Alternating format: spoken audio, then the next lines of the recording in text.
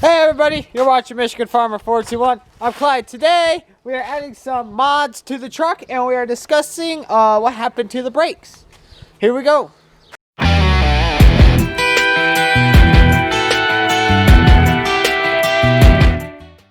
Okay, so we have been busy with the truck for the past few days. Of course, we took it for a drive on the 4th of July. I knew probably by the time this comes out, it'll be a few days old. So anyway, we have purchased a truck box. I actually got quite a sweet deal on this thing. So this truck box is from TSC. It's the Gull Wing edition. This one doesn't have a strut. I'll explain that in a minute. But this box, I got $100 off due to this end being all crinkled and damaged and not exactly straight. I don't know if you can see that or not. But, so I got that for a sweet deal, so I got $100 off, and I did have to take the, oh yeah, by the way, Texas universities. I did have to take that strut or thing out, that way it would clear the toolbox. It barely clears it, but yeah. So now we have the toolbox out of the cab, and we are gonna, now this side has the strut, but we have got some tools that, in case the toolbox isn't in here. We got, you know, a cord for the block heater in case I get at someone's house and I need to plug it in. And then, which hopefully I'll never have to plug it in. But then we got every single type of fluid in here, of course.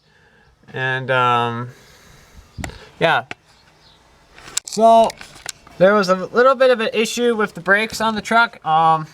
They weren't stopping the greatest. I was having some pretty close calls, so I went to the local tire shop, and they turns out I had a bad master cylinder, or what was that thing? The thing that's with the foot brake, foot pedal, and we replaced that. They adjusted all my brakes, and it seems like we're good to go. I thought I had a few broken brake pads because there was like, but turns out there wasn't, so we are good to go there. So that was a little hump. I didn't have the truck for a day and a half, which is perfectly fine. I want them to fix it right, so yeah. Another thing with mounting this to the truck is you use these U-bolts, so I didn't drill any holes into the bed. So yeah. So I've been doing some other custom mods to this truck. Tonight I'm actually installing these little red LED lights onto the box. Due to this box already being dinged up, it wasn't a $500 box, so I'm going to do whatever I want to it. I just kind of want that little bit of appeal, so we got these little lights. They were quite expensive. It was like 6 of them for like 25 bucks. I'm not very happy with it, but I'm hoping they'll glow pretty good. I'm a little concerned of keeping them in there, so we might put some Loctite on it. That way they just for the extra security, and then we might put a zip tie on the back side. That way it can't slide out as much. So yeah. So I'm going to actually keep drilling. I have some holes marked here, and then we'll do the wiring after that. So here we go. Alright, it is later in the afternoon. It's about 9 o'clock, 10 o'clock, and I am finished for the night on the truck. I did get those lights installed. I will show you right here. So they just run off of the standard lights on the thing. And there we go. Now it kind of looks pretty cool. It kind of shows in the bed pretty good. That could be handy in case you need to like watch a load or something without having a bright white light on. The wire for those is just tied into the license plate wire, because I had to replace that, so I just spliced it and ran it up. That way I didn't have to run it into the cab and mess with all that, and it doesn't affect my lighting or anything. So yeah, I have considered replacing this license plate light on this side, but this one shows the tag. So I don't think there's really a need to, you know, because you can put a plate on any vehicle, but if it doesn't have a tag, if the tag's wrong, you're gonna get pulled over. I mean, I guess you're still gonna get pulled over even if you have a plate on. So yeah, so that's kind of a nice little touch. I am actually pretty happy with it. For the sealing of the lights, I ended up just taking, there was a rubber piece. I don't know if you can see that little black piece in there.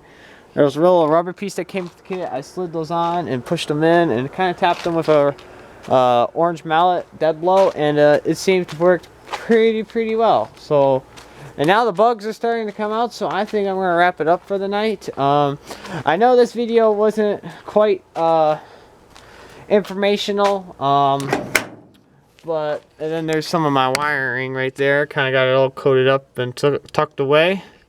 The red wire is right there, and then it just runs underneath the truck along the frame. And yeah. So yeah, thank you for watching. If you're new here, subscribe. We are at 50 subscribers, I believe, or I'm hoping to be.